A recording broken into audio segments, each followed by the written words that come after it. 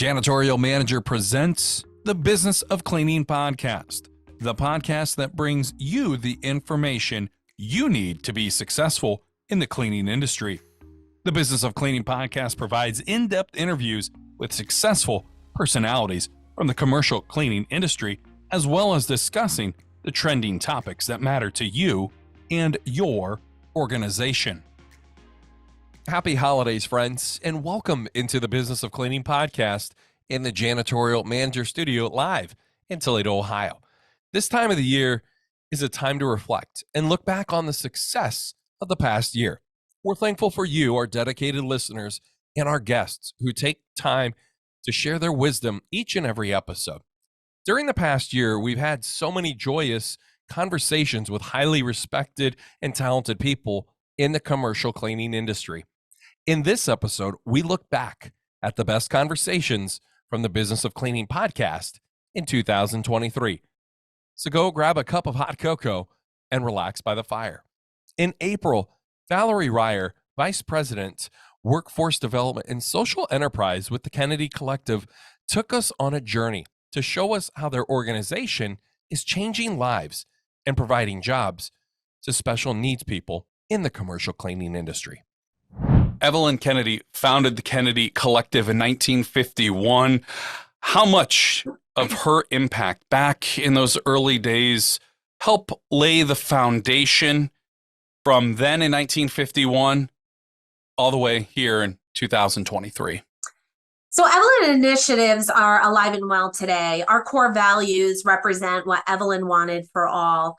When we start with challenging the status quo, her not settling when someone told her to institutionalize her son, and go out, reach out to the community, figure out who else is in the same predicament. And so building that community, uniting folks on a common mission and objective, ensuring inclusion and purpose for everyone. So all of our core values are certainly represented today of what Evelyn wanted way back when. And even though she's not with us, I'll tell you, she was an amazing person, and just brought a tremendous amount of light into the world, but also fight into the world. She did not have a problem arguing with folks to ensure every opportunity for individuals was afforded, just like you and I would receive.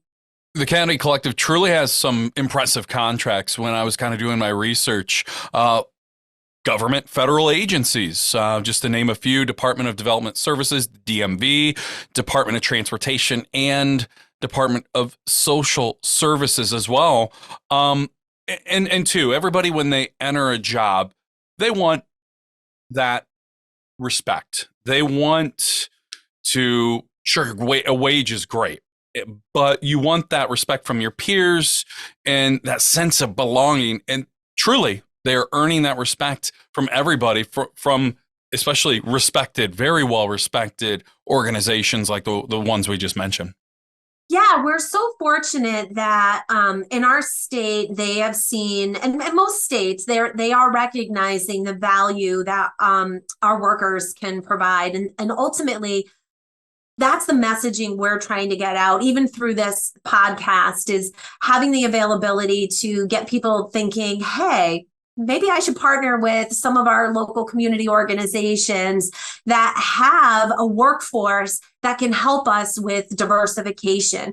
We're hearing now all about DEI, diversity, equity, and inclusion. Well, we've been champions of that for years, right. and we can be a part of that solution. And diversity does include people with diverse abilities, diverse contributions. You're absolutely right. That the value that people bring to the table, that when you're working with folks and you're seeing how they approach new jobs, new tasks, new logic, it really allows us to capture everyone as our audience. And we're seeing that every day in the commercials that are airing on TV. And I think that there's so much value that our individuals can offer employers and businesses on how they can do their jobs better. And they're earning that respect from their dedication to the job. And you and I were talking, we had a chance to have a conversation about a week ago. You guys had mentioned that you had seen some employees taking the bus, walking to work. Nothing is stopping them. I know a lot of times, sometimes we'll hear some excuses from people. Oh, I need a PTO day, or I need a scam day just to, decompress. Yeah. No, they're truly dedicated and take pride in that responsibility. Absolutely. Yeah. I mean, one of the stories I know I was sharing with you is that I'd be driving into work on an inclement weather day. And whenever snow's in the forecast and here we are in Connecticut, people panic. Snow. Oh my God, there's snowflakes. Right. And we've had some days that, it's been questionable.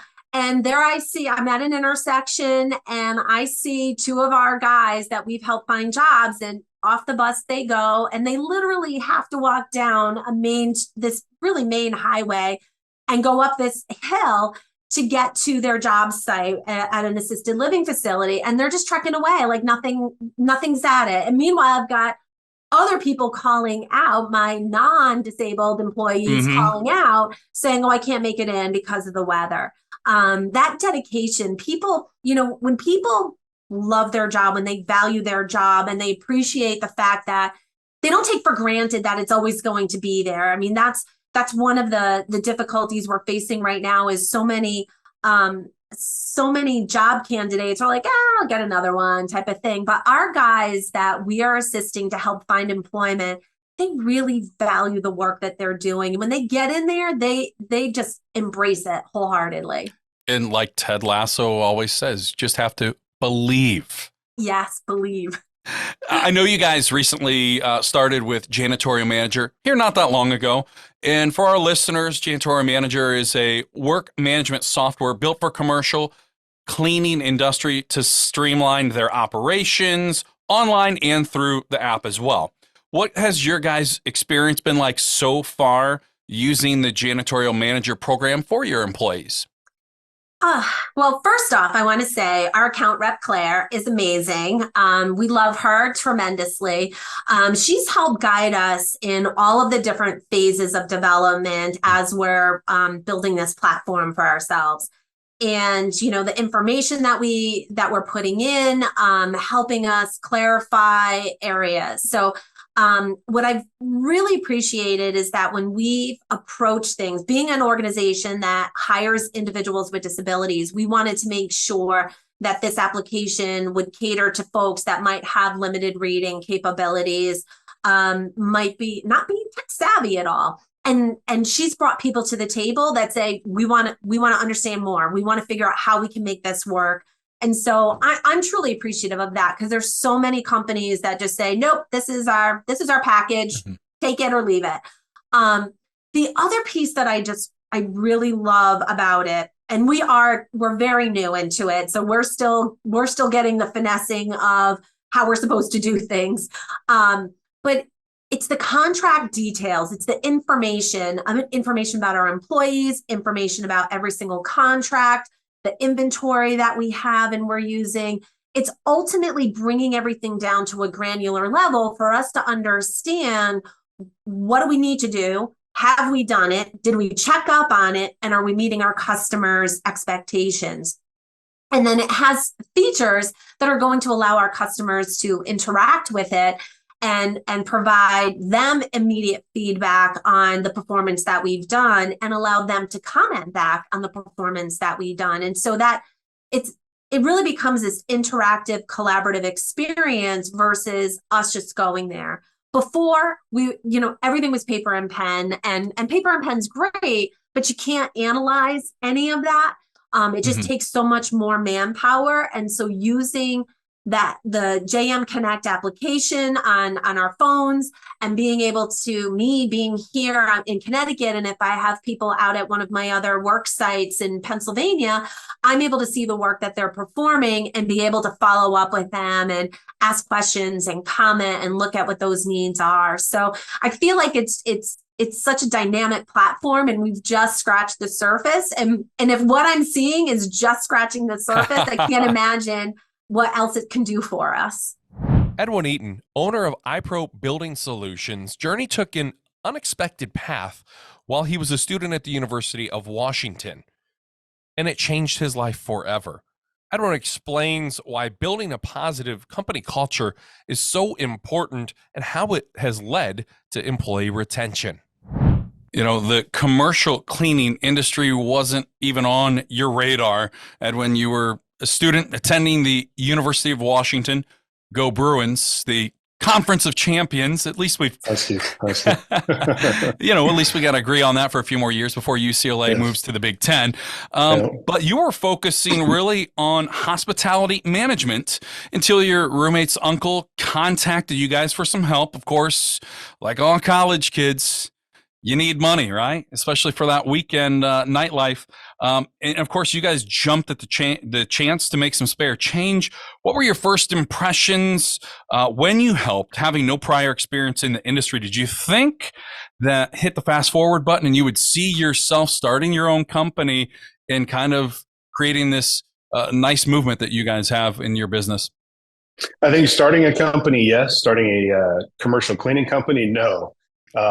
Took a little arm twisting for my college roommate to convince me to help out. But, I thought very highly of his uncle and things that he did within his company. So I thought, let's do it. Let's see what happens. Again, like you mentioned, for beer money for us, right?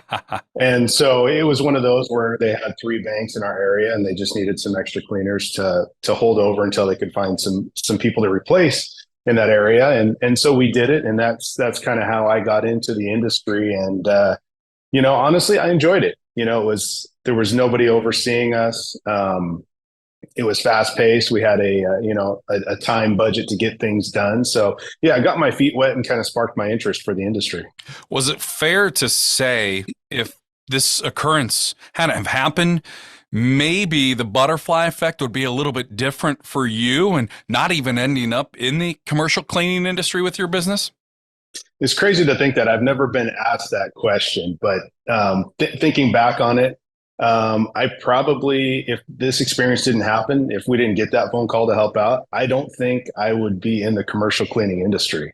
I was in school and working in the hotels, and I've actually talked to some of my people that I helped train in the hotel industry and some ex-teammates from there, and they're off all across the U.S. in different hotels, and they're still in that industry. I really think I'd still be in that industry. And I'm glad that phone call came around and my roommate twisted my arm to get into this industry. Where there's risk, there's great reward. And you guys have certainly been able to achieve some high rewards here. Wenatchee, a city that's right around 55,000 people. And you guys were expanding pretty quickly. Let's dive into the dedication and what it takes to be able to reach and get new areas growing, because that's a process in itself. And especially too, at this point, it was just still the 2 of you. It was, yeah. And as we started to build the Wenatchee area up, we felt comfortable finally hiring, our first employee. And that kind of took a lot off the plate for us to be able to continue to grow some more. And so it spiraled from 1 employee to 2 employees to 3 employees. And then we had a couple customers, when I was with the other company that said, hey, we've got another office that's about an hour away. We love your services here. Would you be interested in doing that? I'm not the type of guy that's going to tell you no. If I see an opportunity, I'm going to go for it. So hopped in the car, drove out there, took a look at the other office, put a proposal together. They said, let's do this. When can you start? We can start as soon as you need us to start, right? Okay, you're going to start next Monday. And so again, we're off and running in a new area. I don't have anybody doing it, so I've got to take care of it. But this time around, I have some employees on board now that I can take with me to assist me with that. And so we've kind of taken that mentality where if we're not in a new area that we want to expand to, but we pick up something, we've got the employee support to help us get that going and buy us some time to find, some workers, some supervisors, and some management staff. And when building a brand for your company, you want it to pop, you want it to stand out, and your guys' colors certainly stand out, and it, catches the eye immediately. So how much time went into, okay, we're not just coming up with a logo, right? We're going to be putting this over everything. You mentioned wrapping, custom wraps for your vehicles. We need something that is going to stand out and pop and be an eye catcher.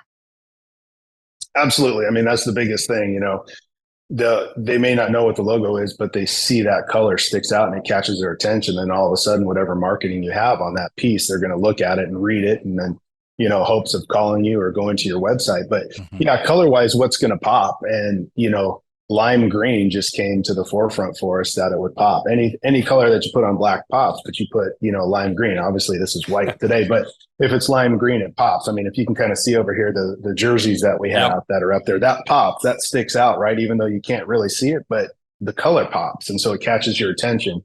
And so it's just something that will catch your attention to draw you in, so that you can see what else is on there. And of course, marketing carries over to social media, and not just taking part, being engaging, having a presence online, social media, Facebook, especially like yourself. I know you post content pretty much daily on your personal page, on your LinkedIn. Those are tools that get recognized and picked up by everybody. I mean, it's a good way too to somebody who may not know what iPro is, and they may come across some of your information, what you guys are doing on social media, and decide they want to do business with you. Absolutely. I mean, we've gotten a lot of business just from social media itself. It starts with your Facebook and your Instagram. And, for new business owners, that's free. That's free to just create your own account. And then, basically you look at that as your platform to tell your story. And so throughout the years, it's progressed, to all the different social media outlets, Facebook, Instagram, TikTok, Snapchat, YouTube, LinkedIn, everything. And so it's an opportunity for us to tell our story. And, the biggest thing with us is we don't like to, we still post a lot of the work that we do on there, but we like to celebrate our employees. And that's really the biggest thing with us now with our social media push is our employees. We celebrate them in the office, but we want to make sure other people see that, right? And so we've been able to create celebrations for employee anniversaries that come up and post that on social media. And it's become a frenzy with the employees here because they said, hey, I got an anniversary coming up next month. When are you coming down to the office to take the picture of me and post that on social media? I want my family and friends to see that. And so it's a great feeling for me, but it's a great feeling for them too. And you say, this is going to be 10 years in business. And just for me, it's just, I'm thankful for every employee that we have. And just to be able to do something to me, which seems as little as putting them on social media, to them, that's just a huge thing that, it's almost like they become a local celebrity when that thing gets posted. So. And that fits right in with what we are going to be spending a lot of time in this episode on: company culture and retention. Two of the most important things in any business, but especially the commercial cleaning industry that sees right now around 200% turnover rate. And you guys have managed some of the things you just talked about, celebrating birthdays. But when did you realize that this was something that you and the company needed to spend more time evaluating, appreciating these employees? Yeah, I think it clicked a few years back, and we would have little employee meetings and things like that. There wasn't a whole lot of interaction. It was just the supervisor, the manager, myself talking to the staff, and that was that. There'd be some pizza or some food and drinks, and that was that. But there wasn't a lot of engagement. And so after a few of those meetings, I thought, man, what can we do to have them come in and just, it's not another meeting. How can we get them engaged and do fun things? So it was doing fun things for them, giveaways and asking them questions. And then people started getting into it. And then it clicked even more with me. We had the opportunity after the pandemic to purchase an office building. And so it was our main headquarters building. And so I thought, well, this is an opportunity to design the office in a way that is going to be kind of a cool factor for the employees to come in. Right. And so we kind of designed it in a way that just makes it a cool place that people want to come to work in. We're a janitorial company. There's nothing glamorous about what we do, cleaning toilets and picking up trash. But if we can make the experience for the employees when they first come to work, be engaged, want to come to work every day, have fun by the time they leave the office, they're going to put in 100% when they're out there in the field doing what they're supposed to be doing. One of the things that you and your company have had so much success at is selling companies your employees. Normally you go to a social media page or even on Google and you're seeing specific reviews, particular, or even a website about the company, but you guys sell your employees to your customers and your future customers as well? We do. I think, with a lot of cleaning companies, and especially ones that are well established and been in business for a while, there's always, you add your references piece that's in there, right? All the references that are like businesses that the current customer you're going after is. We encourage our potential clients to look at our social media, look at our LinkedIn, all that kind of stuff to see our employees. And that's a big thing that we do. It's like, hey, this employee's been with us for 5 years. This is the employee that's going to be in your facility cleaning. You know who this person is. There's a little blurb that tells all about them and things like that. And then when we do start the accounts, we give them a little blurb about who the employee is that's going to be in there. And this is the person, so that they trust us more and they feel more comfortable with this person that's going to be in their account. It's not going to be a different person every single night. It's going to be the same person. This is John. John is your cleaner every night. He's in a rock band. John does this, John does that. And then, it's crazy because now doing that, our customers, come the holidays, they're giving gifts to our cleaners. It's almost like it's their second family, and they're taking care of our cleaners because they know that our cleaners are taking care of their facility. So it's gone a long way just, celebrating employees. In today's commercial cleaning industry, sustainability is a focal point for companies. Betco recently launched a groundbreaking product called Envirozyme Product Solutions. Scott Prather, the Senior Regional Manager for Betco, explained to us how Betco is preparing for the future now. I think it's very interesting, business back then, even 1980s, 1990s, deals were finalized with a firm handshake or signatures down on a napkin. And you've seen it go through that transition now where it's a little bit different. You've had to build that trust a little bit more, spend a little bit more detail in that. Tell us some of the early stories. I know you had mentioned in our initial meeting too that clients would stay at your guys' houses rather than, the hotel life that we've all grown accustomed to nowadays.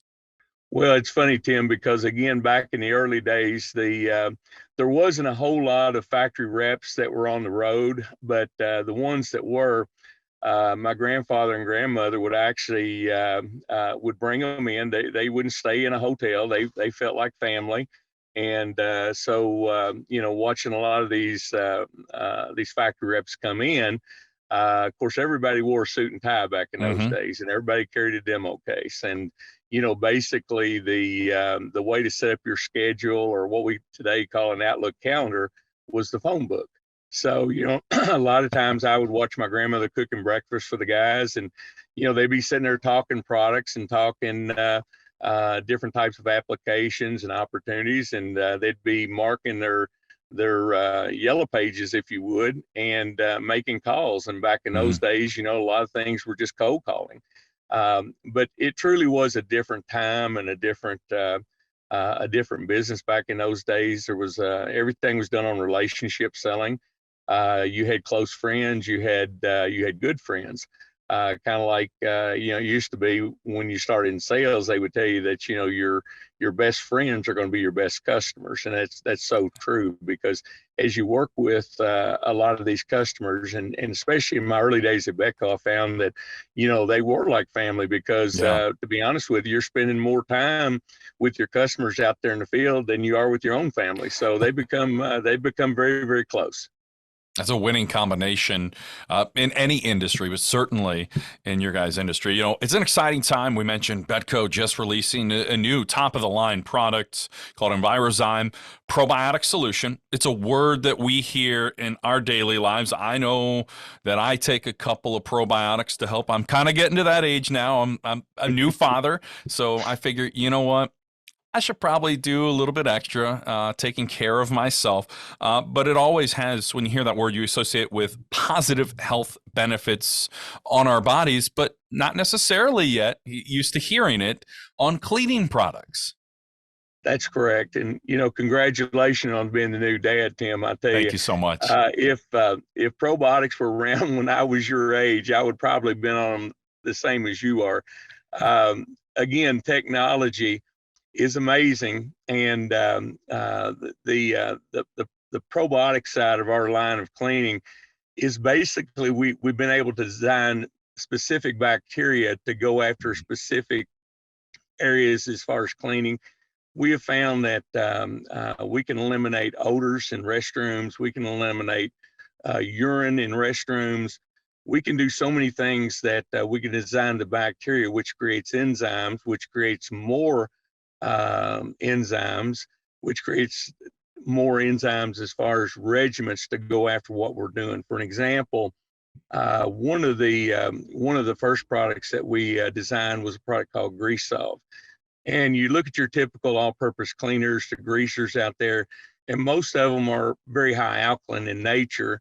And people have always been looking for alternatives as far as to use more friendly or sustainable types of products out there in the workplace, but they just haven't found a way to change chemistry.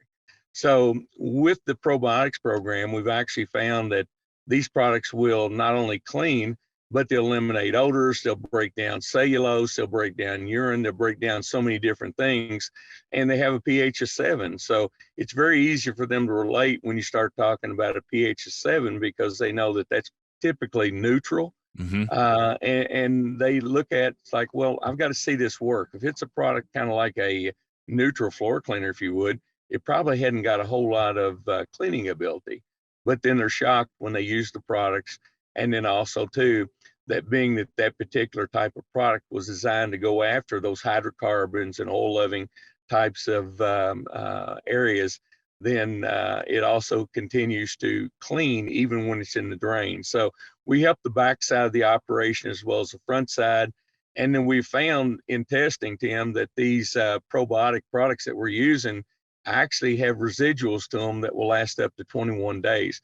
That's incredible. They'll probably last longer, but we've only tested them for 21 days, knowing that, after they've cleaned, they're still there and they're still active. And once they are wetted again, then they become active again.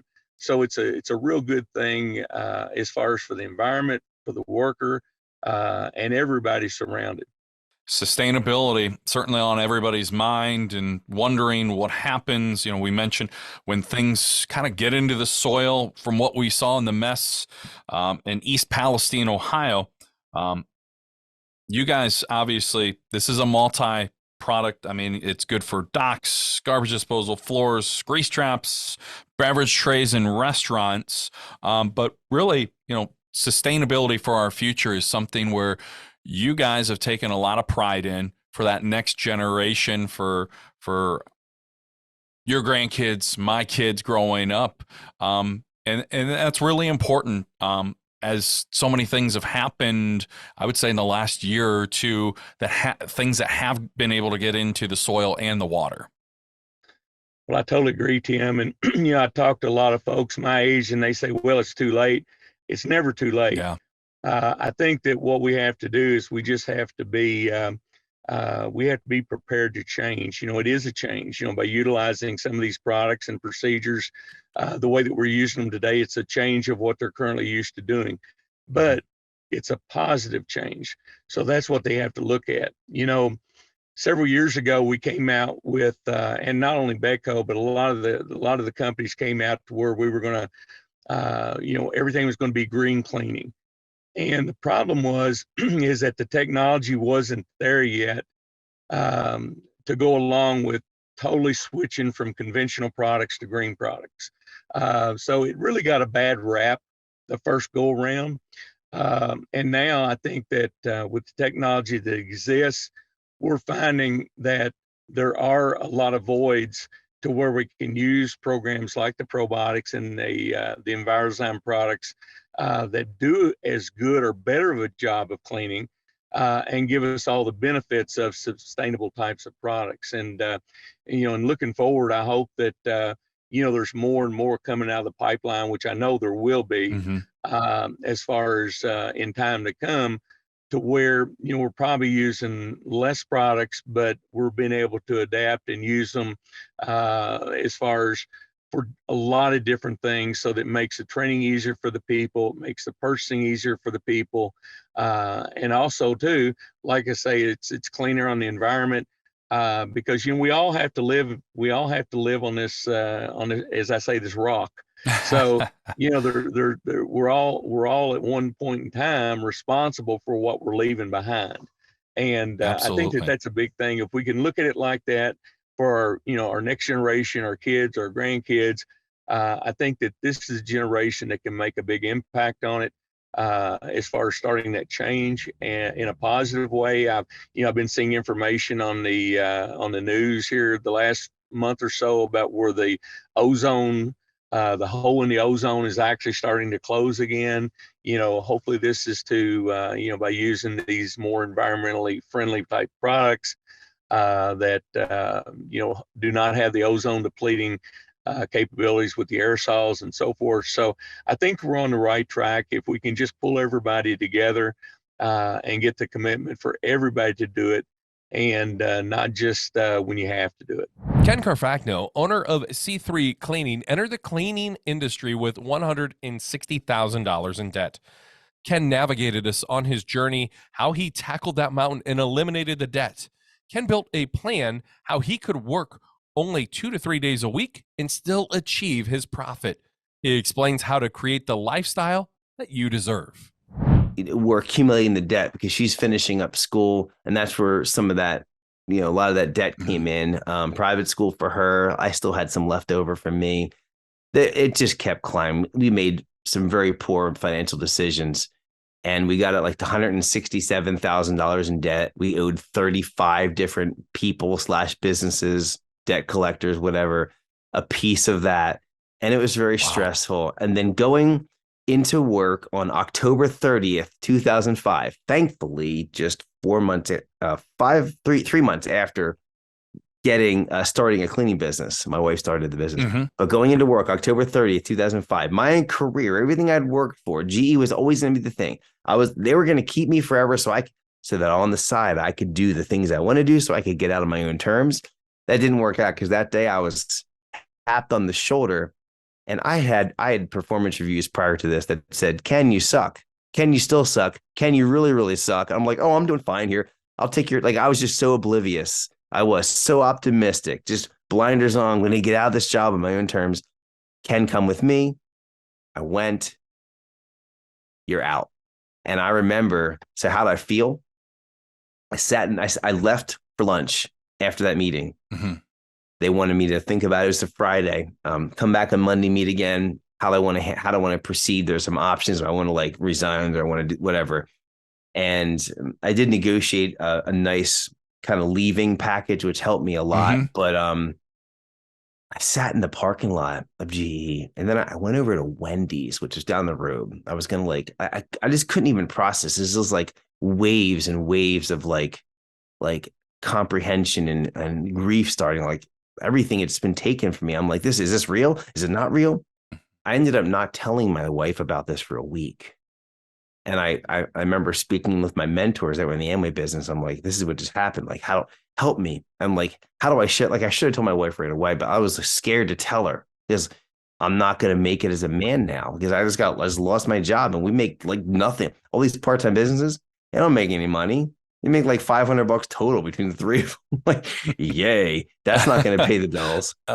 So that put me in a very hard position, and I was very depressed. And I went from ultra optimistic to reality set in so quick that it was extremely tough. I didn't sleep well. I didn't tell my wife for a week, like I said. And I mean, thankfully we're faith people. And so I'm deeply in prayer. I'm just looking for help. What do I do? Sign. Yeah. I didn't tell my family. It was 6 months later, I think, till I told my family. So it's just, that was a really challenging time. And then knowing that here I am in that Wendy's parking lot, I'm sitting there, and here's the thoughts I'm having. Everything I just worked for, all those years of Penn State, all those years of high school preparing for that, those years of leadership program, all that stuff, 10 years of my life, it's gone. It's gone. And what do I have to show for it? We had barely any money in the bank, and I had $10,000 in a what's a 401k that I built up. And I had stock options, which I earned stock options, but they're worth nothing. Basically, you lose them when you get fired. Yeah. And so here I am with like $10,000, which would end up being our living expenses for the first year, because we made less than $18,000 our first year in the cleaning business. I'm sitting there in that parking lot. I'm like, it's gone. We have $170,000 in debt. I have no income. I have no medical insurance. Well, I had like for a little bit longer. Yeah. And I've got a wife that stays home. She's not working. And I have a brand new 11-month-old baby that they'll look up to me as I'm a hero, and I'm a total failure. That's how I felt in that Wendy's parking lot that day. Man. So Man. I'm not sure where you want to go from there, but you're hitting some like big ones right off the bat, man. You're making me relive this. You mentioned $18,000 the first year in that business. Was there a time during the first couple years where you thought, you know what, we're pouring our souls here into this? Mm-hmm. Maybe this isn't the answer still that we're looking for. What pushed you and your wife through that helped carry you into the next few years? Because after that moment, it seems like that's when really things kind of started to turn around for you. I was still part of the Amway business, and I had great mentors there, and they were teaching me good, firm business owner mindset, growing me. And I relied on this. Like, I call up, I'm like, I want to quit. Why don't you try this? And then, because they're helping me with the cleaning business early on too. And this thing, have you tried? Oh, yeah, I'll do that. And this is, if you don't get to this kind of point, like if you don't start seeing some progress, then you probably want to go back in engineering or try something else. I tried reapplying, and I tried doing some interviews in engineering.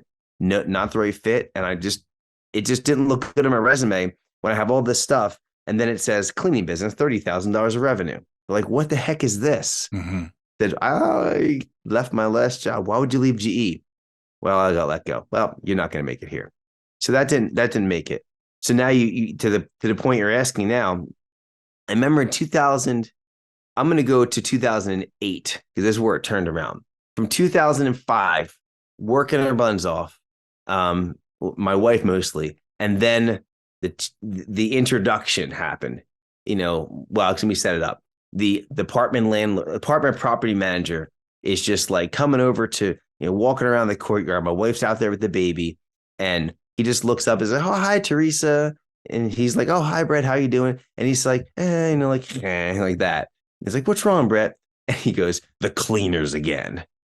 And they weren't doing a good job at the apartment complex. And he's like, "Teresa, do you clean?"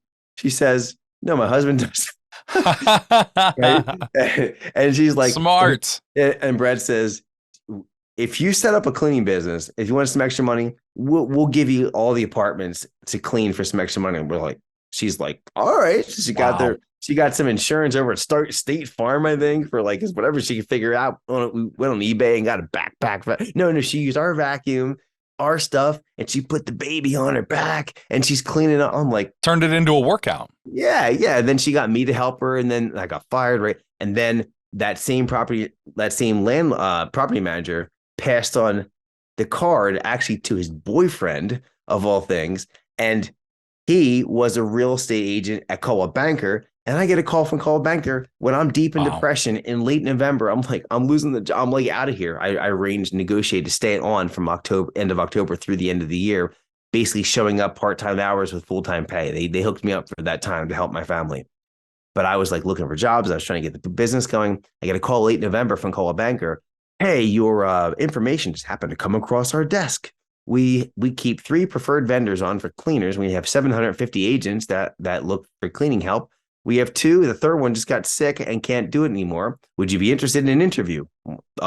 Yes. Absolutely. That was February of 2006. And I got in with Coldwell Banker. They beat me up bad. Like, they taught me how to clean. Those people taught me how to clean. Those realtors, they taught me how to do what I call presentation cleaning, how to prepare a property to look amazing for a showing or to sell the house. And I learned how to clean through that. I did window cleaning. I did some carpet cleaning. I did apartment cleaning. I did house. I did like everything. I did whatever someone was giving me because I needed the money. I worked around.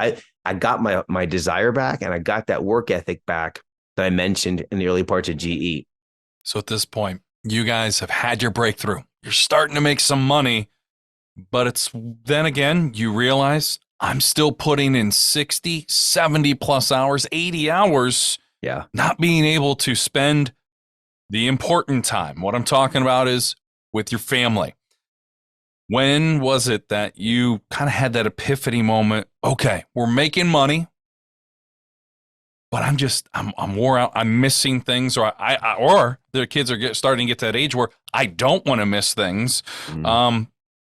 That you couldn't continue down this path.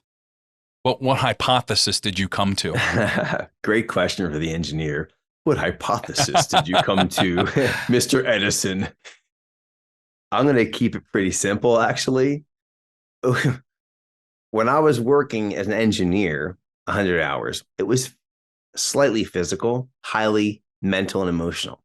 But when you're cleaning houses 6, sometimes 7 days a week in apartment complexes, and you're going 60, 70, 80 hours of cleaning, physically cleaning, now you add a physical component. And so 60, 70 hours of, so anyone out there listening that's like newer in business and you're cleaning by yourself and you're hustling and you relate to this next statement, you know what I'm talking about. But when you are cleaning 50, 60, 70 hours a week, the hope of a future is like, oh, I can never get out of this, because that 60 hours, physical, mental, emotional, felt like 110 when I was just sitting at a desk doing mental, emotional, because that physical component was really tough. And I was burning out big time. And at this point, we're in 2000, I'm going to fast forward probably around 2012 and 13. And we're making, I'll just share some numbers. We're making like $60,000 to $70,000 in profit, $65,000 in profit. But it's taking me 5, 6, 6.5 days a week to do. And this is 2012, 13. So I've got, let's see, my son born in 04. So that puts him at 9. So 9, 6, 3. We had 3 kids. I'm not seeing my kids. I just want to be a dad. Yeah. That trip to Fiji, I want to travel. I want to do stuff with my family. I don't want to miss this time. And I'm burnt out. I get home, daddy. Daddy needs to sit down. And I did my best. I couldn't sustain that. I needed a way out. I knew scaling was going to be a solution at some point, but I was afraid of it because I'd failed so miserably the first time.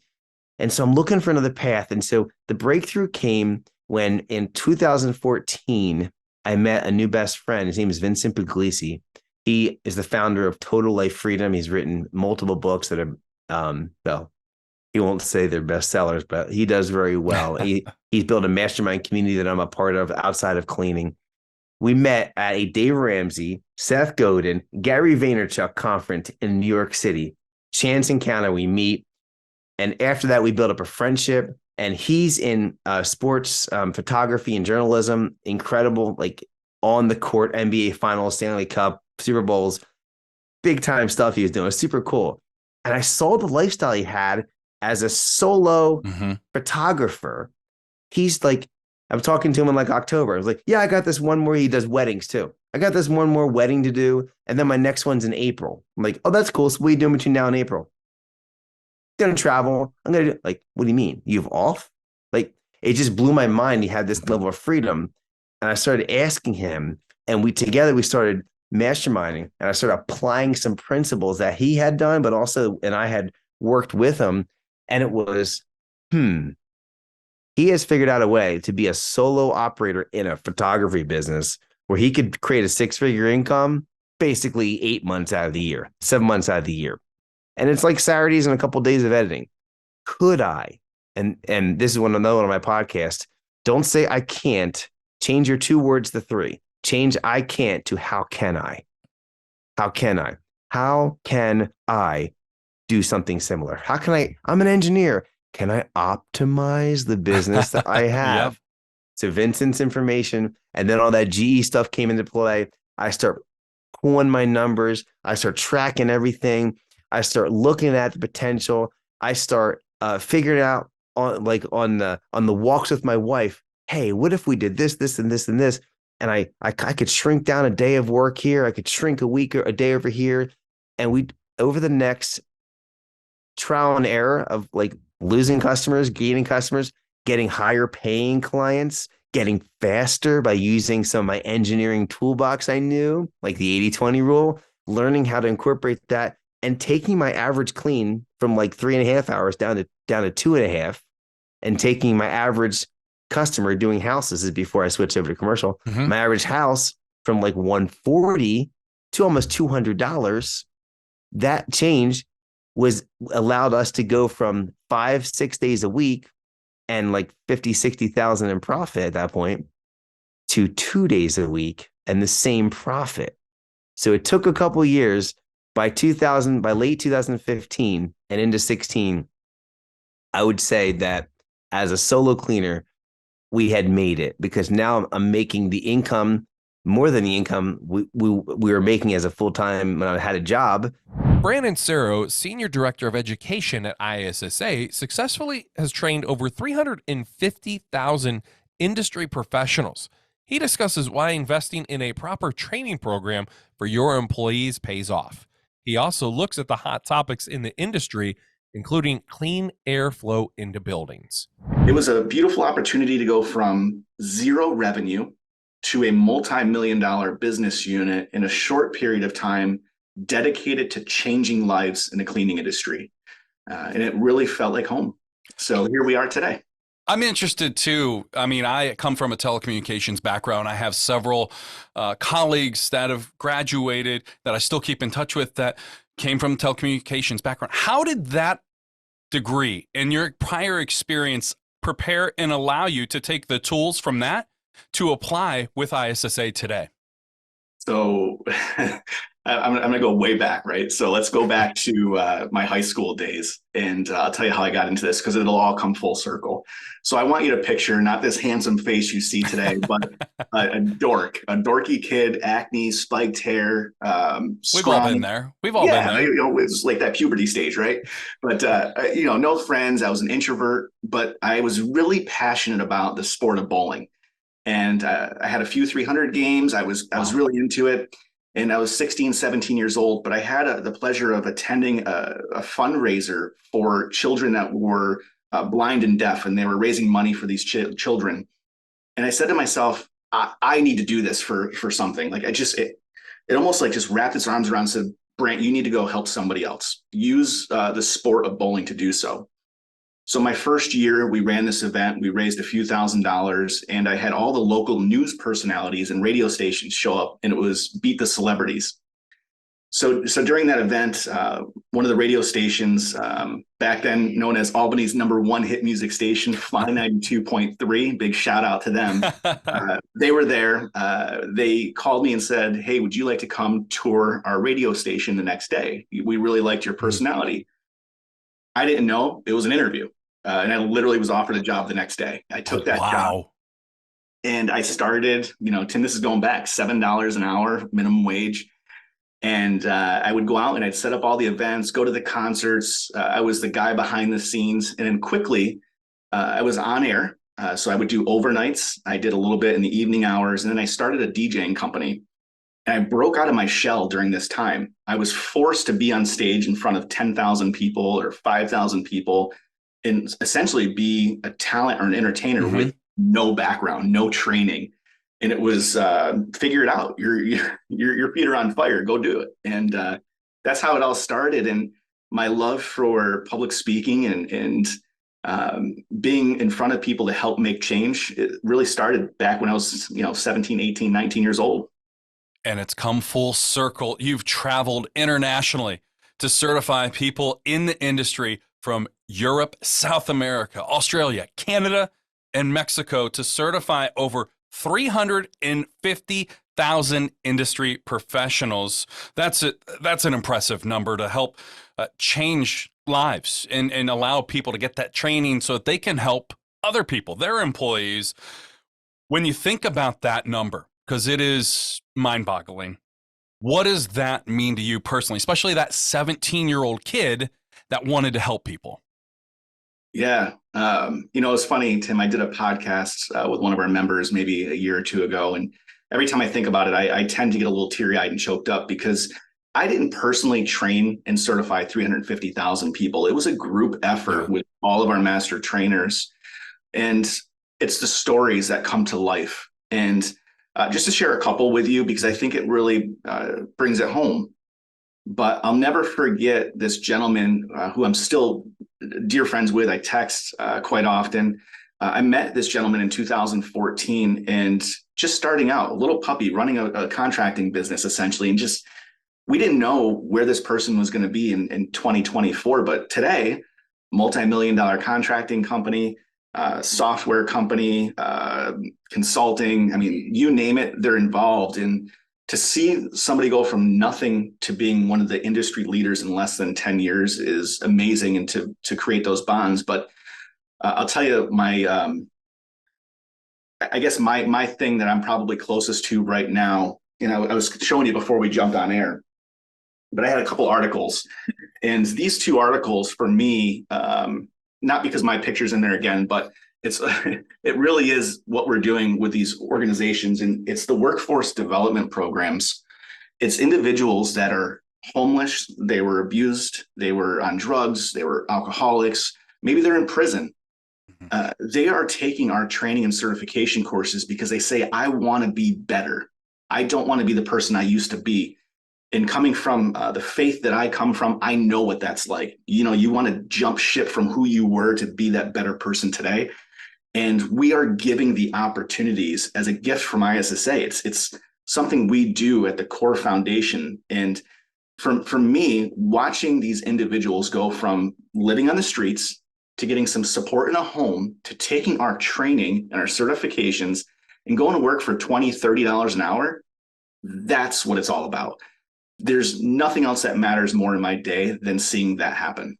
Has the increase of customer expectations, demand for that quality cleaning, have it led to a greater focus on training to meet these standards? So I think a lot of things have shifted since that Rethink Clean campaign came out. And again, if you haven't seen the videos, it's rethinkclean.org. The videos are still live. I would encourage anybody to get on there. They can share them. They're funny. They're also serious, and they're short. What I will say to you though, Tim, is it's shifting. And here's what we're finding is when the pandemic hit, and right post-pandemic, right after that, everything was about disinfecting, right? We need to disinfect every surface. You saw people just spraying anything they could in the air, causing damage to assets and human health. And then all of a sudden, we're trying to figure out, how do we get people back into buildings? How do we get them back into office space? But because we were forced to learn how to work virtually, it's been difficult to get people back into the office, especially with the younger generation. Yeah. So certain market segments like the commercial office space is still trying to play catch up. But then, I mean, Taylor Swift's on tour selling out every stadium, right? Oh my gosh. Yeah, it's a phenomenon. It's gone crazy the summer of 2023. Yeah, it's amazing. So all these concerts are coming back, and you're a music guy like I am. And, yeah, absolutely. I've gone to a few. Nobody's wearing a mask. Nobody's washing their hands. Nobody's using hand sanitizers. They're all dancing, having a good time. So from a consumer standpoint, it's almost like we're back to nothing ever happened. We're back to just visual cleaning. While they're smarter and they understand how important it is to disinfect, it's not a top priority for them, so they're not focusing on it. So that's starting to shift. We're coming out of the issues of supply chain where we were having a hard time getting raw materials and chips for scrubbers and things like that, to now saying we don't actually have labor to clean. So we're back to where we were pre-pandemic. We have the tools and equipment. We have the chemistry. We don't have the people. So currently, some of the biggest things that we're finding as far as trends, they need help workloading. They need help identifying productivity rates. They need people to come in and redesign their cleaning system because the traffic flows are different in the buildings than they were 2, 3, 4 years ago. So there's a lot of things shifting. And again, the other big thing that's shifting is the government. So the government, you saw in New York City recently, there was an article that they're going to require certain things around indoor air quality inside the built environment in the city. So that shift is going to be a trickle effect, and other areas are going to start taking that on and implementing requirements. it's an industry that is ever changing, always evolving, always growing, new equipment, the latest and greatest continually coming out, new procedures. So how often do you recommend, or what would be your recommendation to how often you need to update your training? Because there's so many different options. You mentioned we could be here all day and then some. So what do you kind of recommend based on, each customer's needs that comes to you guys? Sure. So obviously selfishly, I'm a big advocate of hiring somebody else to provide the training. Put the onus on them to update their curriculum. It really needs to be evaluated on an annual basis, updated no more than 2 years out. So less than 2 years, everything is shifting, right? So you mentioned technology. So the biggest trend that was happening before the pandemic and a little bit after is robotics, AI, virtual reality, all that sort of stuff. And we have not caught up from a training perspective just yet on all of that technology. So we're starting to fall behind again because there's so much investment taking place in our industry. So I'm a big advocate. Outsource your training and certifications to an independent organization. It provides an enhanced level of value, integrity to your training. And another thing too is some companies will rely on their partners, their distributors and manufacturers for training. And oftentimes when there's a change in leadership, there's a change in products and brands that they're using. And then all of a sudden your training starts to fall apart again because you're relying on your vendor. So if you find someone that's in the space of training, in the space of certification, use them, and then basically work with your other distributors and manufacturers to have that add-on that's specific to what they're doing. And we often see this, Tim, with floor care companies. So each one has a little bit of a different nuance when it comes to stripping and refinishing or maintaining a gymnasium floor. That's specific to using that product, that process. But what's the core competencies that everybody needs to know? And I think that's where every organization should start. And then again, that needs assessment. Where are the gaps? But during the course that we teach a course called Train the Trainer here at ISSA. The designation is Certified Professional Trainer. And that's where we work with individuals from organizations that are looking to deploy or enhance their training. And we try to help them look at it from a holistic view of 12 months. So what's the onboarding training protocols that they have? What is their ongoing review training? Everybody needs to have their OSHA safety training on an annual basis, but are we stopping there, or are we going to have enhanced safety training courses? And once we start to dive into that, we also help them identify their cost of training. We'll help them identify who they want to train, when they want to train, and build out the whole schedule. So I know I'm kind of going down a rabbit hole, but to get back to the very basics of your question, it starts all from that needs assessment, but keep it within a 2-year time frame of updating content. For Chris Cunningham and Rachel Moyer, commercial cleaning is in their blood. Their family owns Imperial Cleaning in Nova Scotia, Canada. They take us inside their family dynamic of day-to-day operations. Chris and Rachel also tell listeners how social media has allowed them to find and hire qualified candidates. One of the biggest pain points, hiring, making sure you have the right candidate. So let's talk about finding that right candidate. Certain things you guys are looking for: reliability, transportation. How have those sort of things kind of affected your operations and how you are hiring in 2023? In my personal opinion, if I'm doing an interview on someone and I just get like a really like good East Coast vibe from them, because this is a real thing out here on the East Coast. Like you get a real East Coast energy, then I'm like, whether you have like 3 cleaning companies on your resume or 0, we can teach you how to clean. In fact, that's our job. Like Rachel and I are here to coach you to get you set up to go out and clean. But if you might have 7 different cleaning companies on your resume, but no real like trust or integrity behind you, then you're probably not going to be the right candidate for us at this company. And one of the things that we talked about, one of the challenges you're facing is having to go outside Nova Scotia to find quality candidates. So when did you guys kind of see that shift when maybe in the past you had been able to get quality candidates, pretty much right there in Nova Scotia versus now in 2023. Well, we're going to have to think outside the box and, find people outside of the area. I feel like ever since the pandemic really is when things kind of took a downward spiral, if you will. Here, we're not like a big province in general. So I guess, I don't know where all the people went, but. And a very community-based province too. I was just saying that to someone this morning, like we're a very community-based province. So, it's funny, you can hire someone and then one of our other cleaners is like, oh, well, I work with that person over here and you might want to watch, you know what I mean? So it's very tight knit. Yeah. And even I feel like in the industry itself, everybody knows everybody, if you will. Whether they cleaned with them for a different cleaning company or whatever the case may be. But yeah, I feel like since probably the pandemic is when we noticed that we really need to start, branching out and either pulling, hiring people from elsewhere.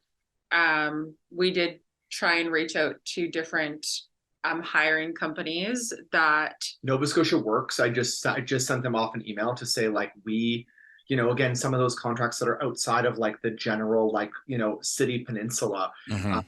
We need your help because obviously what we're doing, we're not attracting the right candidates. So, and sometimes you need to reach out and use your resources.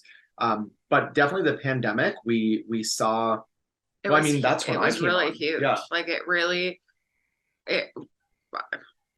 I don't want to say detrimental, but it really was. And not just for us, not even just for the cleaning industry. I feel like for all around, Nova Scotia in general, everyone here is looking for everything from an employee to a supervisor to a manager.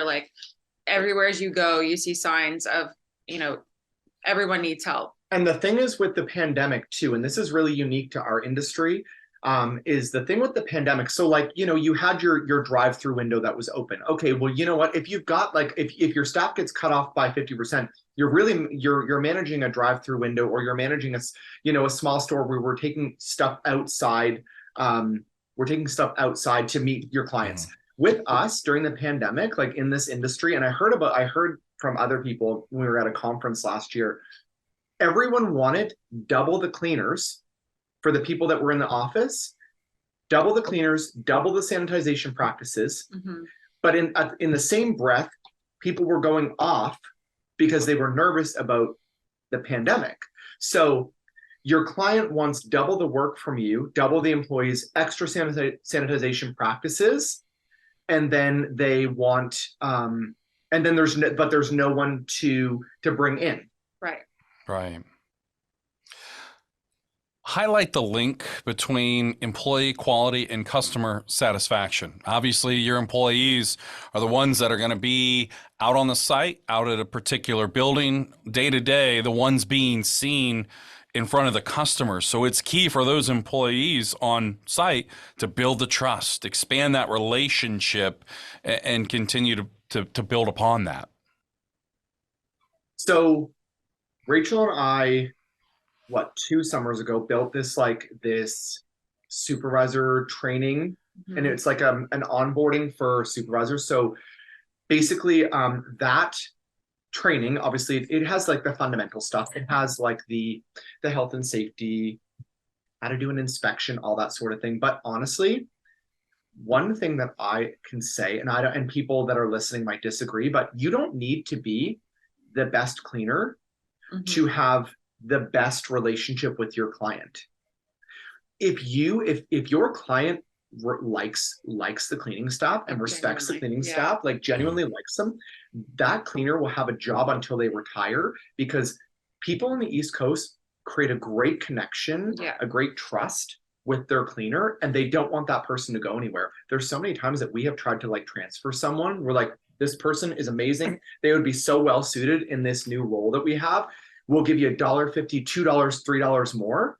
And they just want to stay here because they love the people they work around. And their building. And the people even in their building don't want them to leave. We have so many people that are you're not taking the cleaner. Yeah. No, that's interesting. I think I need to. Yeah. It's going to benefit them. It's going to benefit us. And they're like, no, you're not taking my cleaner.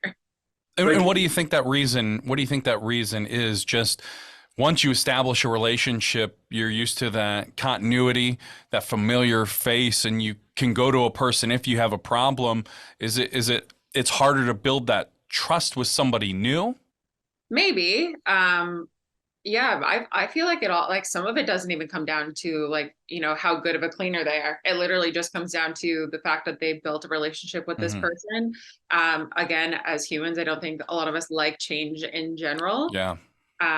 So I don't know. It can be it can be very reassuring to show up to your office space or your workplace every day and see the same, the same cleaner that's been with you for the last 5 years and check in with them. Hey, how was your weekend? And we somewhat encourage that because we want our cleaner to create, a relationship with the people they work with, because while we might not be on the same team, we're still a team. We're still contracted to come in and clean your space and do a great job for you. Because at the end of the day, like, it can be a very thankless job. Yeah. So when that relationship is there and they feel that, the work that they're doing is valuable, they want to stay. It's not even about money. It's about relationships. It's about, going in and making personal connections, and we encourage it. And if people are seeing those ads on that Facebook posting, they're going to look you guys up on Instagram. I've looked at your guys, and I think you guys do a great job highlighting, showcasing your employees, and that goes a long way, especially with somebody that is looking for employment. To see that appreciation, that value, that goes a long way. So that way they can feel that pride and go back and share it on their social media with their friends, family, or whatever, and feel like they're belonging. Because sometimes I think that employers don't really notice those things. So would you say that's a strategy that you guys have really encompassed here recently? It's not like tactical. It's just we really feel for our people to do a great job for us. Right. So I wrote one of our new supervisors, and you do it a lot too. Like, I wrote one of our new supervisors the other day and just said, thank you so much for handling that. Like, super proud of you kind of stepping into your own power and your own voice and making that happen, so that Rachel and I didn't have to take that on. Like, we trust you, and I need you to know that we trust you with the site. So anything that you shift around or that you make happen, like, we trust you and we're proud of you. She wrote me back and she's like, you don't know how much that means to me. I've had a really challenging life.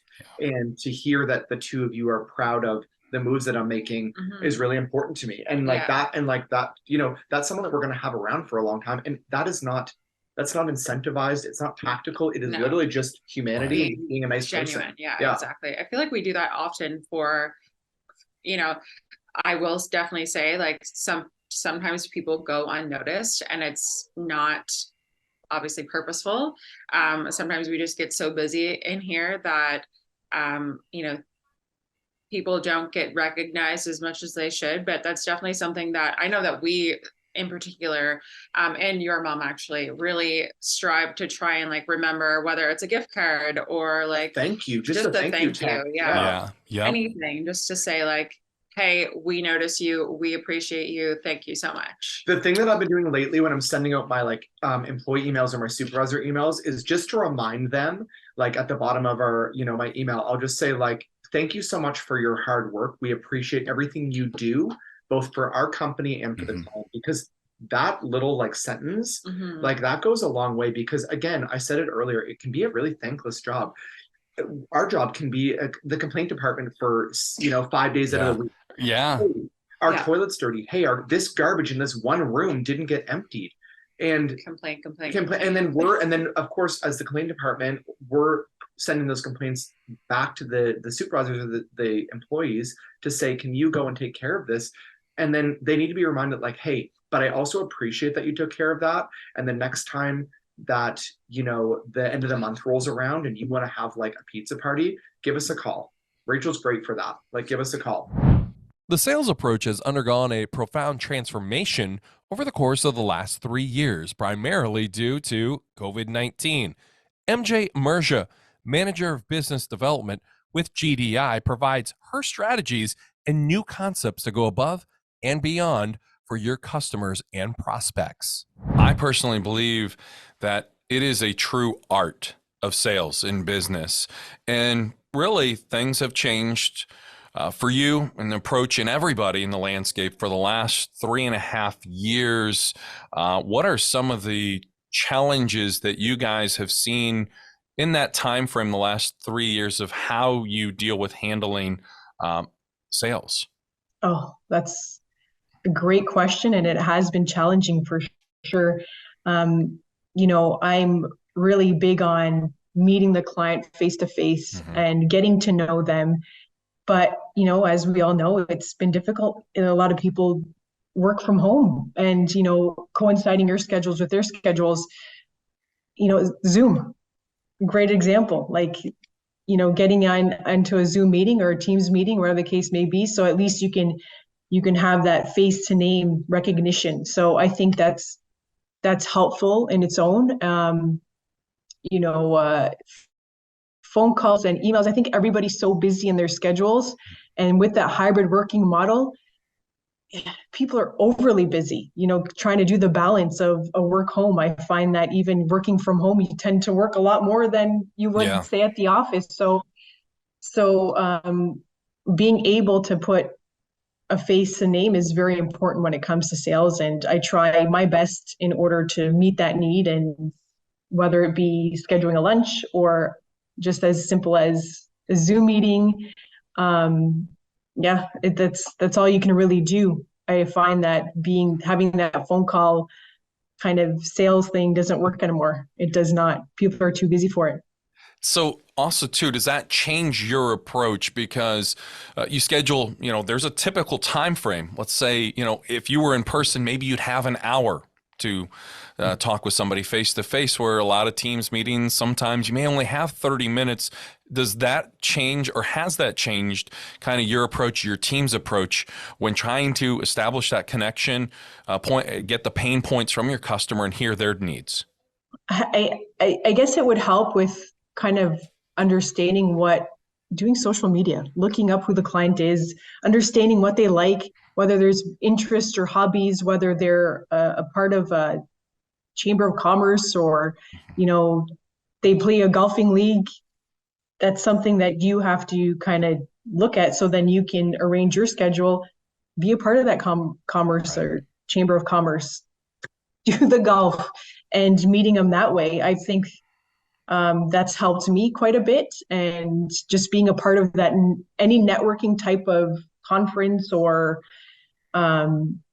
events that other companies may have, conventions, you just have to be a part of. You have to be out there in order to meet that one client that you're looking to get a hold of.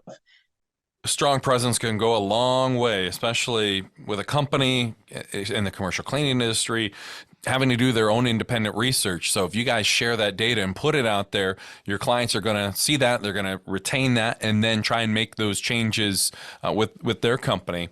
But what you mentioned something too, pain points. As we enter the Q4 of 2023, hard to believe it's already here. But what are some of the things from your clients that you're listening to, you're hearing that might have popped up on the radar here as far as pain points that are being brought to your attention? Flexibility. I think like a lot of clients are looking for a flexible partner, somebody that can adapt to their environment. For instance, let's take the office market, commercial office market. They're working at a hybrid model. So they need a scope that's adjusted for now their new future. That's everybody's livelihood now. They work from home and the office. So it's something that, bringing that solution to the client, because we see that, the scopes that the client does provide has been a scope that has been around since they've occupied that space. So it's going back to the client and saying, hey, you know what, instead of doing it this way, we find that there's more traffic on these days, and then adjusting the scope to their needs. I keep on saying that their needs, but it is their needs. It's building that solution customized for them. Mark Anderson's industry experience is truly one of a kind.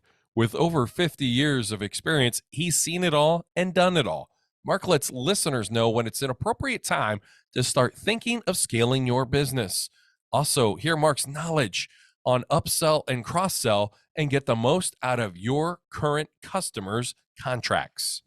Sometimes people may not fully investigate truly what it takes to run a business. You've seen it time and time again. You understood the process from a young age, not just the process, the hustle, the grind, going to school. You mentioned staying out until 2, 3 a.m. and cleaning. With more resources than ever before, are you seeing that this has improved with today's business owners, that they are better prepared, especially the surge during 2020 COVID, when we started to see a lot more first-time owners getting in the cleaning industry? I think, one, you have to remember, this is a low barrier to entry business, and anybody can get in it. You know, there's no certifications, qualifications, there's no career path, there's no technical school. You might go to technical school to become a custodian, but as far as running a business, no, you'll get some things there. Boy, that is just, I'm trying to think. With COVID, the spraying and all the technologies that changed, a lot of people jumped in, I think, that didn't know what they were doing and got an opportunity. Just because the electrostatic spraying, if you could get one, I mean, everybody lived through that. So a lot of people jumped in. But it's very interesting. When you talk to most people in this business, you'll find that they really didn't start out to do this. And I mean, I've got customers and I've known people for the last 40, nobody really started out to do this. And when you do, again, I get back to low barrier to entry, you get in it, and a lot of them find out what I did. One, when you're starting out, it's easy to make somebody happy because you don't have any overhead. So you can get hold of a customer. As my buddy Ed Selkow says, you get the first 5, you spoil them to death, you'll probably get 5 more. Right. Okay. So are more people getting into it? The industry is changing. Like I'm out on LinkedIn a lot. And yes, people are getting into it because they're realizing it's a multi-billion-dollar industry, and there's a ton of facets to it. It isn't just cleaning buildings. It gets into building facility services and just a whole scope. If you can clean it, fix it, wash it, paint it, I could go on with the analogies, cut the grass. It all plays in that category, and it's widened the scope. And the industry has gotten very smart about putting more of those things in their palette, on their painting palette. Yes, we do these things, and they'll do them through arrangements, subcontracting arrangements primarily. So I think people are growing their business in those ways a lot more than they ever were. Because when I grew up, you cleaned buildings. It was a toilet cleaning company. I mean, I make no bones about it. That's what we did. Wasn't what we did when we sold it 40 years later, but that's what we did. You mentioned scaling just a moment ago. Everybody is focused on growing their business, right? Yep. That's what we're all about here, growing your business, expanding, getting more clients, offering upsales. Well, everybody's situation is different. But what is the appropriate time? And you mentioned scaling. What is the appropriate time when you're an owner to look at scaling in your commercial cleaning operation? What is the process, that planning process like, and how much funding or how much cash do you recommend having on hand? I know everybody's situation is different, because not paying attention to these details, not being organized, not having a plan leads to businesses failing. And 74% of startups that try to scale too fast, well, unfortunately, 74% of them end up failing and closing doors forever. Right. I think unless you are just cleaning the building for extra cash, you start thinking about scaling when you get your first account. Because that's where the process starts. And every one of these things are a plateau that go up at different revenues and different volume. But if you've come into this as, even if it's a side hustle, you're going to have to scale. You don't want to be doing all the work. So your first plan is, how do I become a supervisor and a floor person instead of a cleaner? Then how do I move out of those positions into just a supervisor, manager, and hire the right people under you? And I think everybody should start out. I mean, it's great if you say, yeah, I want to have a $10 million company, but man, that's a long grind. Okay. Yeah. But when you start, have a revenue objective in mind and then backstep it. I mean, if I have nothing, let's just say the first year, I want to be up to 300 and let me do this math right, 360,000, which would be 30,000. What do I have to do to get there? How do I get there? What kind of people do I need? As Stephen Covey said, and a bunch of other people said, I'm just kind of a Covey fan. I was trained that way. I begin with the end in mind for the year. And then what do I have to do to get there? If it's just me and I have nothing, then obviously I've got to get 10 accounts. So if you're in it for a business and not everybody gets to 7 figures, not everybody gets to 8 figures. And it's based on a couple things, but one, it's the person and the individual and their ability to grow themselves. If you aren't growing, your business isn't going to grow, period, end of story. We talked about that a second ago, about studying, going to other things, seminars, industry meetings. You have got to grow yourself if you want your business to grow, and you've got to grow faster than the business. And sometimes the business outgrows you, and that's where you wind up in the 74%. Right. Cash is king, and the big key is don't run out of cash. Let's talk contracts. Okay. Expanding customer lists. A lot of things. Some people fall on the short end is realizing they don't realize there's a benefit, and this is right up your wheelhouse of upselling your current customers, because it's said, and this is really mind-boggling, we've talked a lot about finding yourself the right people, developing relationships. Well, now, especially too with time of the essence, it takes about 18 months on average to go out and find a new contract, and you can certainly wear yourself out and exhaust yourself out. What are some reasons, before we dive into the upselling, what are some reasons that process now in the day we live in can take up to 18 months? Well, one, changing, okay, couple of points to this. To make it, the larger the customer and the more they spend, the higher they usually are up in the company. And if you're in charge of buying the cleaning service and it fails, that doesn't look good on your resume, whether you're the office manager or the facilities vice president or director or head of the whole thing. And it's a risk. I got to give you the keys. I got to hope you're going to do it and fix what I said. And it isn't like I go out and buy a new pair of shoes from wherever and I look at them. These are great, man. Everything I want. We don't give a product. It's a service. So there is risk involved. And then people don't like to change. Do you like to change, Tim? The older I'm getting, I really don't. I mean, change for change's sake. Yeah. You know, you walk in and everybody's getting that building cleaned by somebody. And I'll guarantee if they're happy's relative, we could go into that definition. Why change? So you're going to get contracts up in a year. It's annual renewal. See me then. So there's the first part. Contracts are usually based on a year.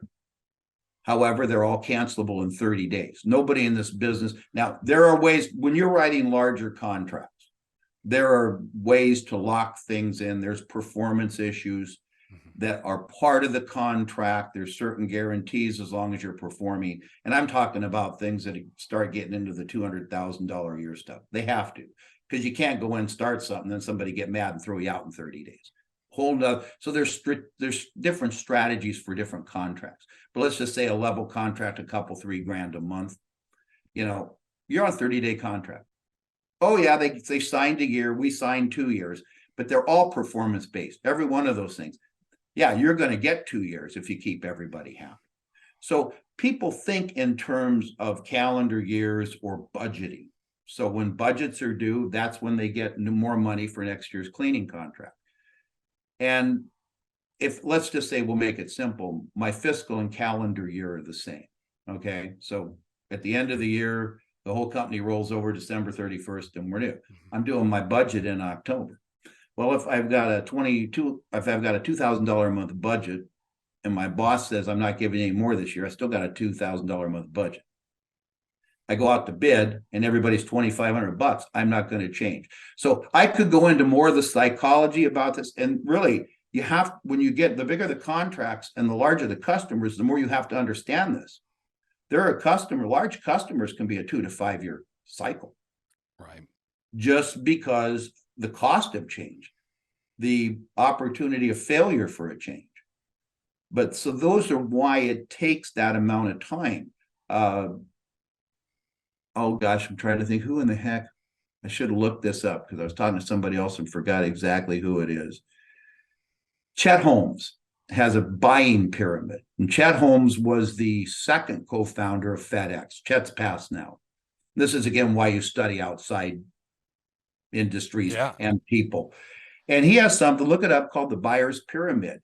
And he proved this over, geez, I don't know, 50 years of selling. It's a proven concept. 3% of the people are buying today. Those are the people that are pinging Google. Okay. I need something today. Who is it? Google lists it. Okay. And then if you paid something, you're over here. And if you didn't, you're down the list. Right. They're buying today. Another 7% of those people are purchasing probably within the next, they're in the buying cycle. They're in the next, we'll say a month contract. So that leaves 90%. Well, what in the world are they doing? Well, on Chet's pyramid, I'm not going to go through it. He explains another 20 or 30% are thinking about buying. These people haven't even considered buying, and these people aren't going to change because their nephew's doing it, just to stretch something. They're in this pyramid, and it's proven. So that's why it takes cycles, because people aren't just going to quit. It isn't going out and getting a new pair of shoes or a new shirt. There's more to it. And I love it when people say, well, anyone can clean a building. I'll throw you the keys. You show me what you can do. Leveraging those current contracts. They may have other business that isn't being taken care of in their building, especially, I'm going to use the example, let's say winter, right? Winter is coming. As much as I hate to admit it, it is almost here. So there's tons of winterized services that you could, if it's not being offered, or maybe you could expand that contract and pick up a couple $1,000s a year, maybe a couple $1,000s a month. Yeah, and here's why you're leaving the money on the table. If you're doing the cleaning, and again, let's keep this in somewhat perspective. Someone's spending a few thousand a month. You know, the smaller the account, obviously the smaller the account, if it's not triple net lease, or excuse me, if it's not a full lease, not a triple net, it's provided by the people you're renting your space from. But most people have to go out and find all those things you're talking about. When you get in the larger contracts, say 5,000, but not 5,000 is not exactly large, but we'll just use that. They have to buy a number of services. Well, they paint their building, they paint the walls, but the walls are a cycle. You don't paint your whole building every year. Now we're back into site. You have to understand when people buy stuff and what cycles they're in. Those are the sales cycles. That's when they're ready to buy. They have landscaping. They use plumbers. Well, you can get, and then they use a lot of services that are more vertical to what we do. They may pressure wash, they may window clean, they may do a lot of they buy it from someone. Well, if you're in there and doing a great job and you're in their building every night and they like you and trust you, and it isn't, this is a real know, like, and trust. You're servicing them, you're there all the time they're talking to you. And you say, well, we can paint. Well, great. Would you give me a bid? I'll give you a bid. Usually they will tell you what they want to spend since they already know you. This is my budget. Everybody's got a budget. I always say, what's your budget? I'm not going to tell you. And look, tell me your budget is too low. I'm going to tell you I can't do it. And here's what you got to spend, friend. You know, you got a budget. Don't tell me you don't. And don't try to get me to get it down lower. I'll give you the best deal I can give you. But with the upsell, cross-sell, you can add these. And of course, you need a certain size building to make this work well. So we had painting contracts at $50,000 to $70,000. And you get better margins because we sub them. How you get all this done? It's the basic primary and secondary contracting. You know, I'm the prime, I hold the contract. I'll take that from you. And they're happy to give it to you because now it's a single point of contact. But again, you have to be doing the work, you have to be performing. But on our when we sold the business, it was $15 million. We were doing a minimum of 10% every year in upsells, cross sell, at a minimum of 7 to 10% more gross operating margin than off our monthly recurring services, or MRM. It's there for the taking. All you have to do is ask. Now, you got a little marketing program. You have to educate, entertain. You just don't get it. It's, again, it's not like, it's the same thing as, hey, Tim, I just met you.